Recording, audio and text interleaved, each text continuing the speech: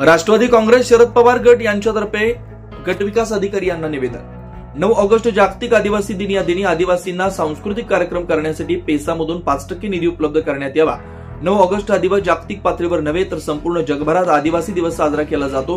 त्या दिवशी आदिवासी जमात आपली रूढी परंपरा संस्कृती संवर्धन यांची जपणूक व्हावी म्हणून आदिवासी पद्धतीने कार्यक्रम साजरे करतात। या दिवशी आदिवासी बहुल भागात म्हणजे प्रत्येक गावात आदिवासींचं दैवत तसेच महान महापुरुष यांचं पूजन करून सांस्कृतिक कार्यक्रम पार पडतात। या कार्यक्रमास लोकवर्गणीतून खर्च केला जातो म्हणून शासनाने पेसा कायदा अंतर्गत ग्रामपंचायत स्तरावर 5% अनुदानातून निधी उपलब्ध करून देण्यात यावा।